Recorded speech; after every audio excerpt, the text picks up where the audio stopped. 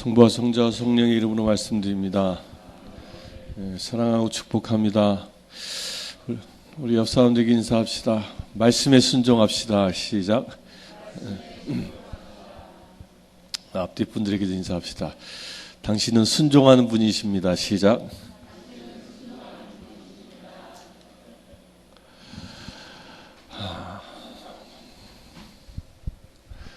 지난주엔 룻기를 배웠고요. 오늘은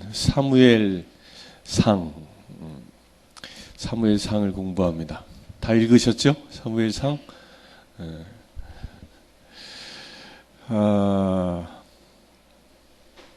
이 사무엘상의 이 역사적인 전환을 보면 사무엘상은 이제 그 신정체제, 곧 그 신정체제가 뭐예요? 종교와 정치가 일치되어져 있는 체제입니다. 종교와 정치가 일치되어져 있는 체제의 시대가 어느 시대였어요? 우리가 공부했던 판관기까지.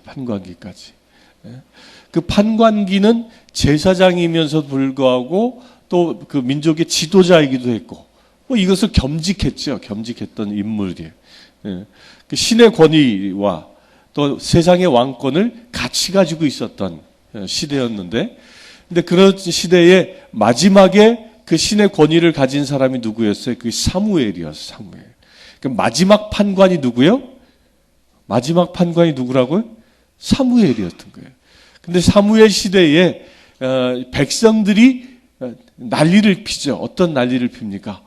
우리에게도 왕을 달라라고 막 아우성을 칩니다.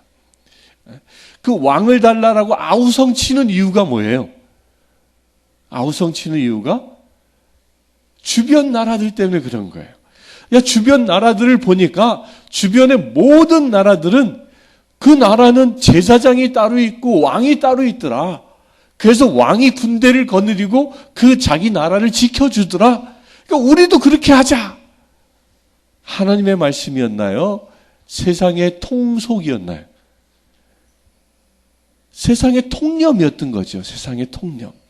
이스라엘 사람들이 그 세상의 통념을 보고 우리도 저렇게 하자라고 사무엘에게 반기를 듭니다. 그 반기를 들므로 인하여 이제 시대가 변하기 시작하는 거예요. 참 놀라운 게요.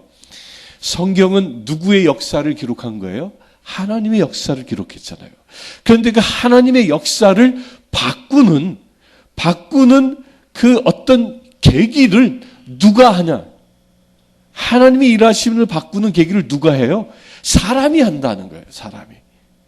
이 사무엘서에서 보여주고 있는 특징입니다. 이게. 그래서 신정체제였던 이스라엘이 왕정체제로 전환되어지는 그것을 기록하고 있는 게 사무엘상이에요. 사무엘상하가 이것을 기록하고 있는 것입니다.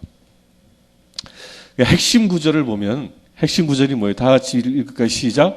순종하는 것이 제사 드리는 것보다 낫고 그분 말씀을 명심하는 것이 염소의 기름기보다 낫소. 이게 사무엘서 15장 22절에 있는 말씀이죠. 그러니까 이 사무엘서의 이야기의 핵심이 뭐냐? 한 단어로 축약하라 그러면 뭐예요? 한 단어로 축약하라는 것은 순종이라는 거예요. 순종. 또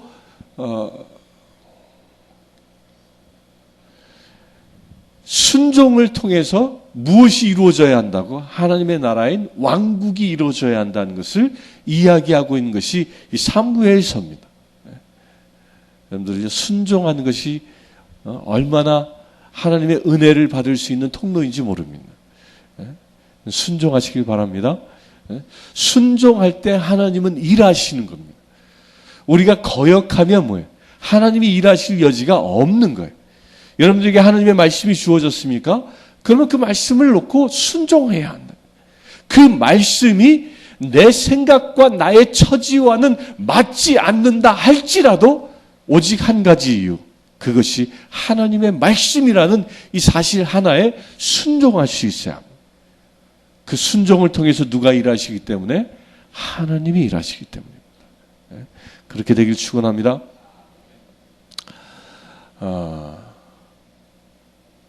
이 판관기는 마지막 판관인 사무엘의 이야기가 기록되어 있고 그 백성들의 아우성에 의해서 왕을 하나 뽑아 세우죠. 그 왕이 누구예요? 제일 첫째 왕. 그게 사울입니다. 사울 왕. 사울 왕이 뽑혔고 사울 왕이 또 그 왕권을 지속하다가 어떻게 아까 15장 22절의 말씀이 뭐였어요? 순종한 것이 제사보다 낫다라는 말이 누구에게 하는 얘기였어요? 사무엘이 사울 왕에게 하는 얘기였죠. 그가 사울 왕이 순종치 못함으로 인하여 왕권을 잃어버리는, 그에 대해서 왕권이 계승되지 못하는 그런 운명을 맞이하게 되는 거죠. 그래야 누가 태어납니까?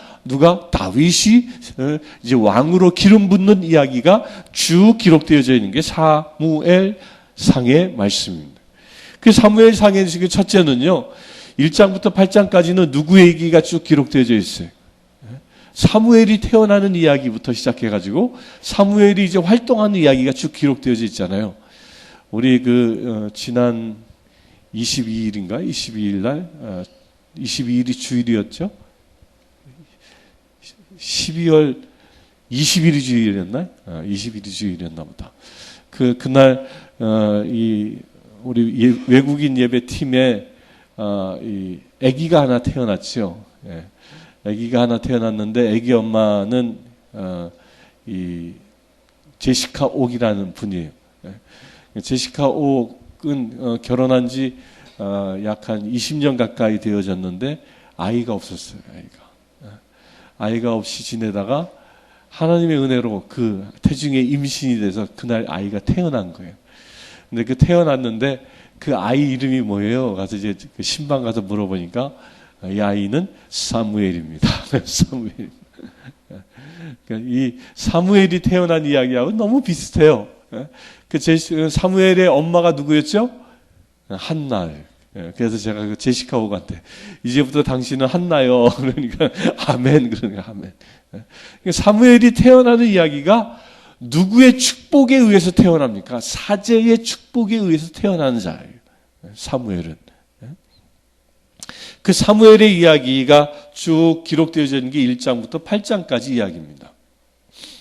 이 8장에서 왕을 요구하는 백성들의 아우성이 일어나잖아요. 그 백성들이 막 아우성 칠 때 사무엘이 왕이 임명되어지면 왕이 너희에게 무엇을 할 것인지를 쭉 이야기하지요. 못한다고 그래요. 막 부역을 부려먹고 병사들 뽑아다 전쟁터에 보내고 세금을 바치게 하고 온갖 고생을 다 시킬 텐데 그래도 너희는 왕을 뽑을 것이냐? 그렇게 권면하지만 하나님의 말씀에 그 권면에 백성들이 어떻게 합니까? 거역하죠. 그 백성들이 거역함으로 인하여 하나님은 거역한 백성의 뜻을 받아들여 왕을 세웁니다. 근데 문제는 그 왕에 의해서 이스라엘 백성들은 엄청난 고난을 당한다는 거예요. 이제 우리가 다음 주부터 볼 그 열왕기서를 쭉 보면 열왕기서의 내용들이 다 뭐냐면 하나님을 거역하는 이야기들이 대부분입니다. 대부분. 그 왕의 압정에 의하여 신음하는 백성들의 소리가 대부분이에요. 열왕기서, 역대기서가 다 그런 이야기입니다. 무엇 때문에? 그들의 뜻에 의하여 살아갔기 때문에 얻어지는 결과라는 겁니다. 우리가 이제 오늘부터 지금부터 읽어 나가는 사무엘서부터 역대기까지 쭉 보면서요. 이제 역대기서를 보면 이걸 전반적으로 뭐라고 얘기하냐면 예언서라고 얘기해요. 예언서. 특별히 이제 그 열왕기서, 역대기서는 대예언서, 나머지 이사야서부터 예레미야 이렇게 쭉 그 말라기까지 소예언서 이렇게 얘기하는데 이걸 왜 예언서라고 얘기하냐면 하나님의 말씀에 순종했을 때는 하나님이 어떻게 축복하고 하나님의 말씀에 거역했을 때는 하나님께 어떤 진노를 받는지를 쭉 기록하고 있는 책이기 때문입니다. 이 얘기는 그때 당시의 역사만을 얘기한 것이 아니라 지금 우리에게 하고 있는 말씀이기 때문입니다. 우리에게도 하고 있는 예언이라는 거예요. 예언. 그 예언이 뭐예요? 지금 우리에게 하고 있는 예언이 뭐예요? 연초가 되어지면 사람들이 이 점쟁이한테 많이 찾아가잖아요. 점쟁이한테 찾아가서 그 사주를 묻고 올 그 금년 한 해의 신주가 어떻게 되는지, 금년 한 해의 나의 행불은 무엇인지 이렇게 물으러 가잖아요. 그걸 보고 뭐라고 그래요? 예언이에요. 그것도 일종의. 무당들 앞에 가서, 점쟁이들 앞에 가서 나의 미래에 일어날 일을 예언 받으려고 하는 것이 사람들의 모습이에요.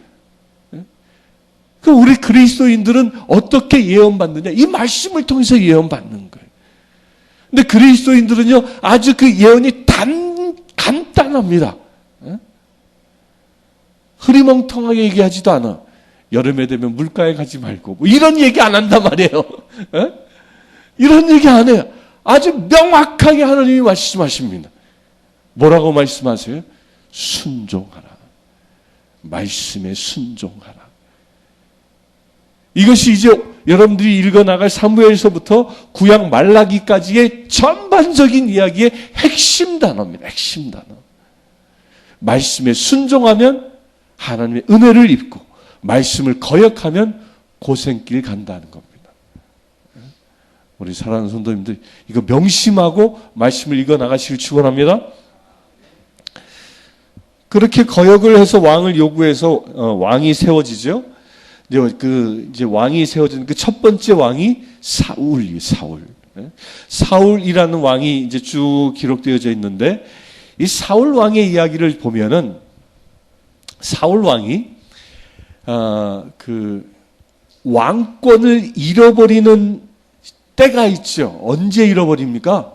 아까 읽었던 아멜렉하고 전쟁을 하러 가죠.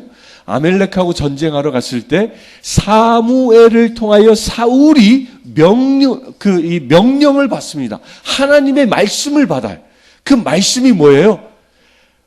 그 아멜렉이 가지고 있었던 모든 것을 다 어떻게 하라? 처단하라. 그 처단하는 데에는 뭐까지도 포함되어져 있어요?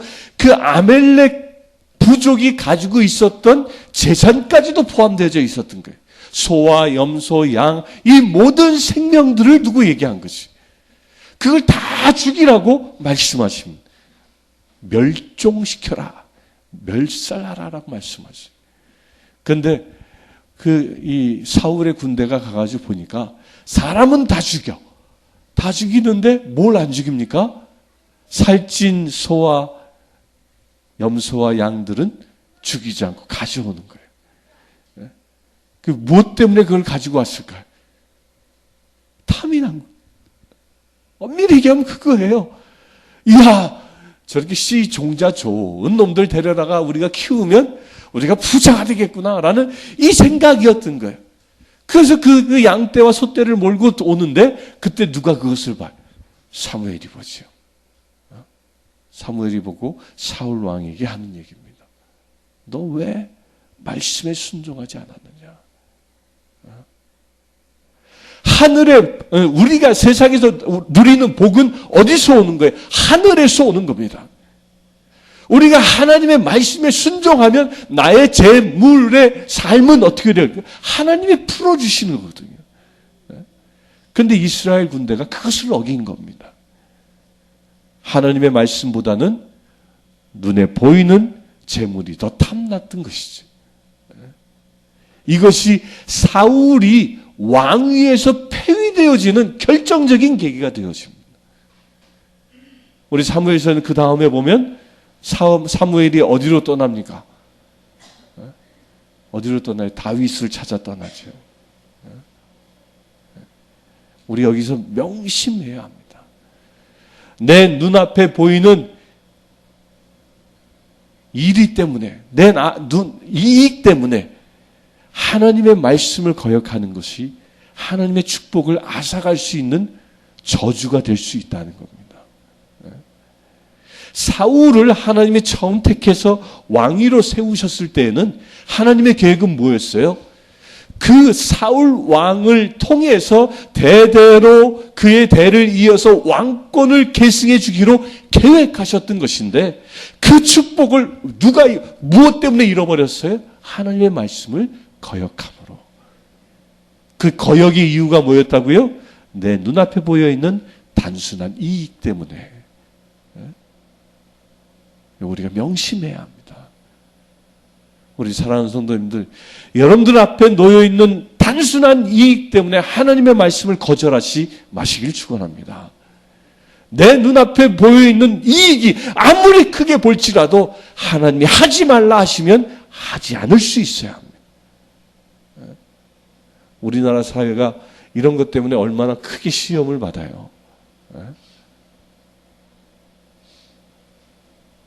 얼마 전에 작고하신 대통령의 그 둘째 아들 모 철이가 그랬던 사람 아닙니까? 아버지가 대통령이라는 이유 때문에 그분이 만들어낸 것 중에 하나가 뭐였냐면 전국의 10개의 의과대학을 그 모철이라는 사람이 승인해 줬잖아요. 그때 뭐 했어요? 그 10개 의과대학을 만드는데 한 과에 정원을 30명씩 해서 10개 의과대학을 만들어줬거든요. 만들어줬는데 모철이라는 사람이 어떻게 했냐면 한 과에 30명 만들었는데 한 명당 1억씩 가져와 그랬다는 거예요. 그래서 10개 대학을 만들었는데 얼마를 받았어요? 한 과에 1억씩, 한 명이 1억씩이니까 한 대학에 30억이잖아. 10개 대학이면 얼마야? 300억을 받은 거예요. 근데 그 모철이라는 사람이 기독교인이었을까 아니었을까요?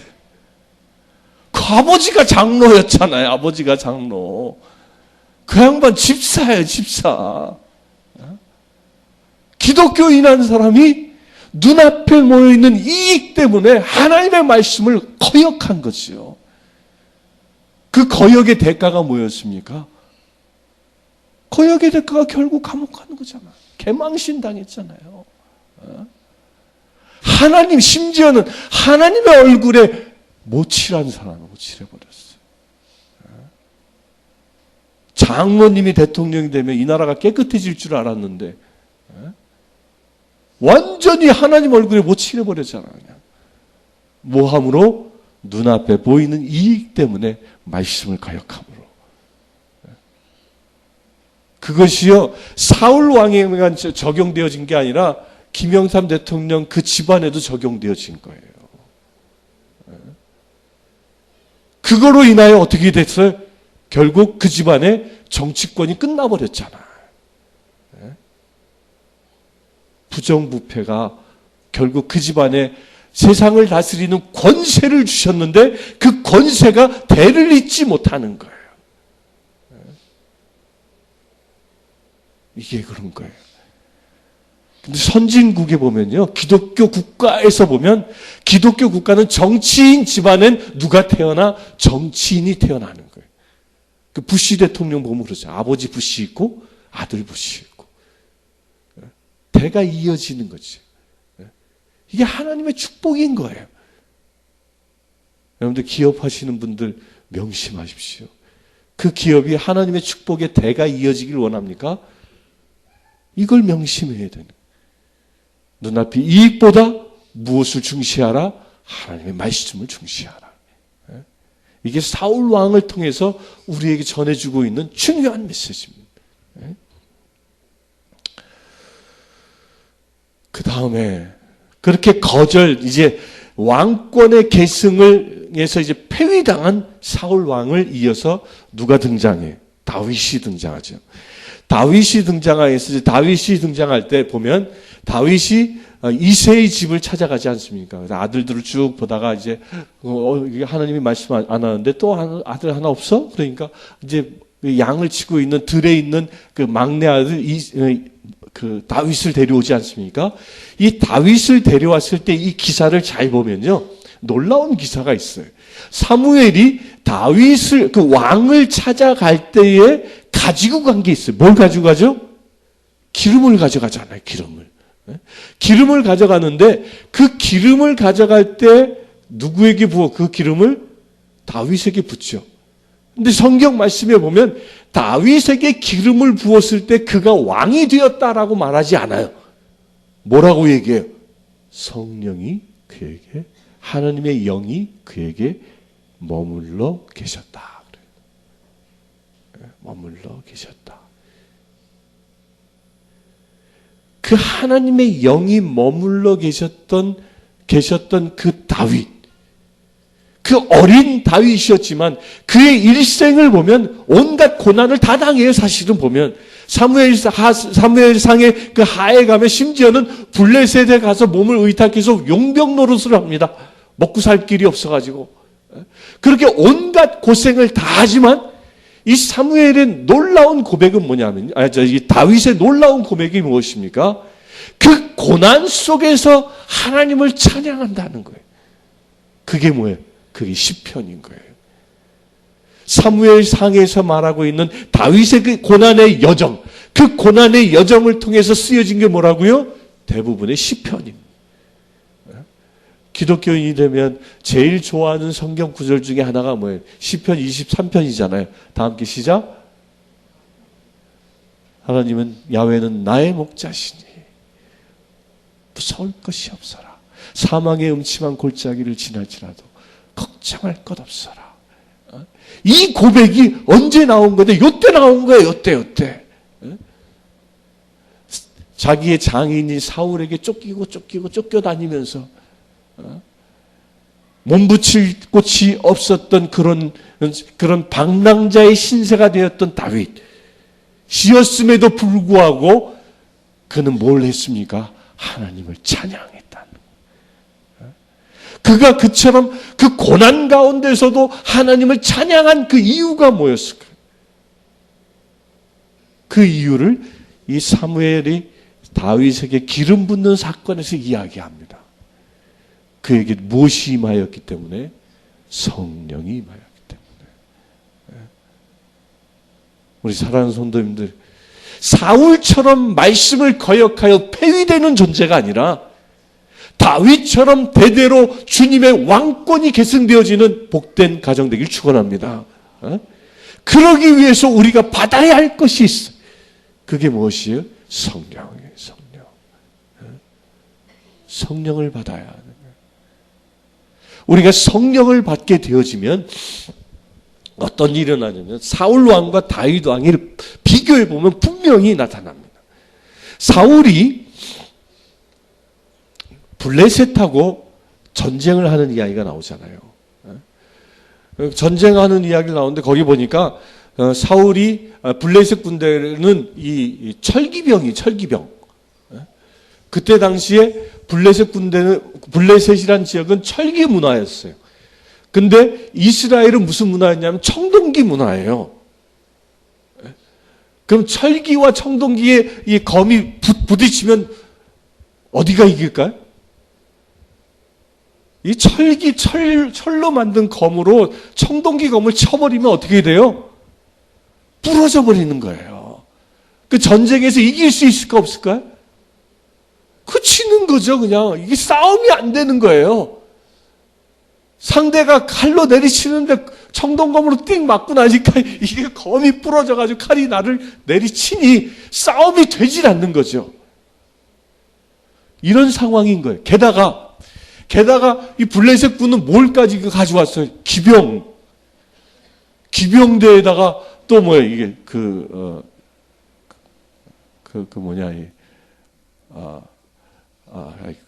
이름 뭐지? 그 배너에서 나오는, 뭐요? 그 말이 끄는 수레 있잖아요. 병거. 예. 그 병거 부대에다가, 기병 부대에다가 그 보병은 수도 없이 많은 거예요. 흔히 이스라엘 군대가 그걸 바라보니 기가 질릴 수밖에 없지. 자기들은 뭘 들었냐면요. 여기 말씀을 잘 보니까 칼로 무장한 사람은 딱 두 사람이었어요. 누구? 사울과 요나단. 그 아들밖에 없었어요. 나머지는 뭐 들고 있었을까? 청동검이나 아니면 낫이나 보습이나 이런 농기구 들고 나온 거예요. 그러니 전쟁에서 이게 이길 수 있어요, 없어요? 이길 수 없는 것이 불보듯 뻔한 거예요. 불보듯 뻔했던 거죠. 그러니까 사울은 어떻게? 부들부들 떨고 있었던 거예요. 부들부들. 나가서 싸우지도 못하고 그러지도 못하고 자기 마음대로 하는 거죠. 근데 그 블레셋군과 싸우라고 명령한 분은 누구예요? 하나님이셨잖아요. 반면에 다윗은 어떻게 합니까? 다윗은 골리앗 군대가 있는 그 부대에 가가지고 어떻게 해요? 그 기름 부음 받은 이 다윗이 어떻게 합니까? 돌팔매 하나 딱 들고 가가지고 조약돌 5개 들고 가서 어떻게 해요? 이게 그때 이게 아닌 게 이게 물맷돌이라는 게 뭐냐면 이게 그 줄에다가 이 가죽 맨 끝에 가죽을 놓고 거기다가 돌을 이렇게 실어가지고 빙글빙글 돌리는 거예요. 막 돌려서 원심력을 최대한 해서 지금 우리 그 올림픽 경기에 보면 그게 나옵니다.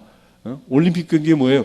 이 줄로 해가지고 포안 던지는 거 있잖아요. 그 빙글빙글 돌려가지고 쫙 던지면 멀리 나간 사람이 1등 하는 거 있잖아요. 딱 그 원리예요. 그 원리. 그 원리로 된 물맷돌을 빙글빙글 돌려서 골리앗에게 탁 던지니까 어디에 맞아?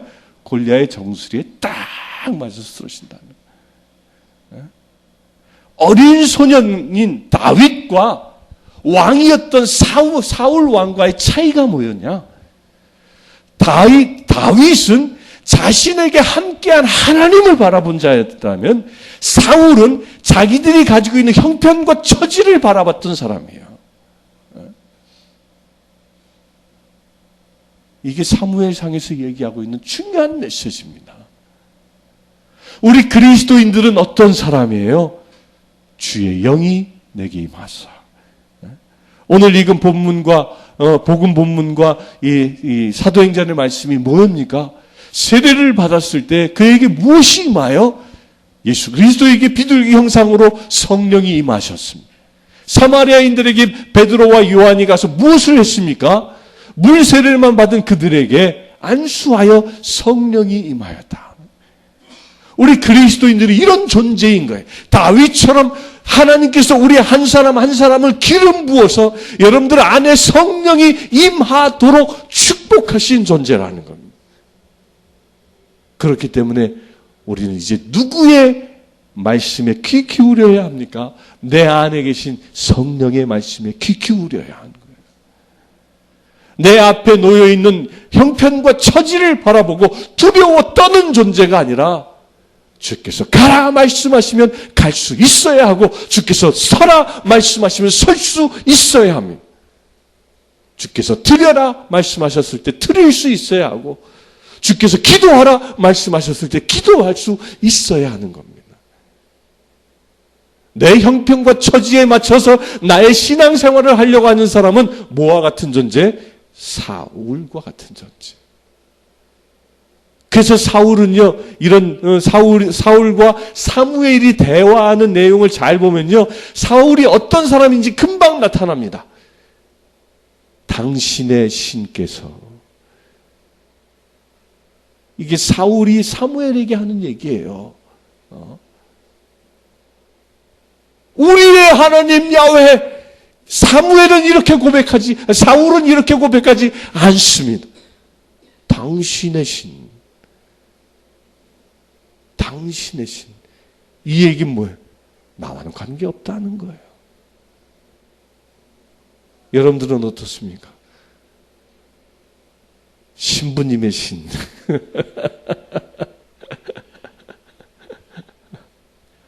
신부님의 신 그러고 있습니까? 아니면 내 안에 계신 성령님, 우리의 하나님, 그 우리의 하나님이 우리를 축복하신다라고 믿고 계십니까? 아멘. 우리의 하나님이십니다. 다윗은 이것을 믿었던 사람. 어린 소녀 때부터 그에게 기름 부어 성령이 임하자 그 임하는 순간부터 그는 고난을 보지 아니하고 고난 너머에 있을 하나님의 축복을 볼 수 있었습니다. 골리앗처럼 거대한 거인이 그 앞에 놓여있다 할지라도 하나님을 모욕하는 소리에 그는 분노할 수 있었고 조약돌 몇 개 들고 담대히 나가 대결하는, 그래야 승리하는 하나님의 영광의 사람이 될 수 있었던 것입니다. 우리 사무엘서를 통하여 여기 한번 도전 받읍시다. 내게 아무것도 없어도, 내게 철기병이 없어도, 내 손에 든 것은 아무것도 없을지라도 세상의 전쟁터에 나아갈 때 성령이 내게 임하셨다는 이 믿음 하나로 나아갈 수 있으시길 축원합니다. 그럴 때 여러분들도 다윗처럼 축복의 왕권을 얻을 수 있는 귀한 성도 될 줄 믿습니다. 성부와 성자 성령의 이름으로 말씀드렸습니다.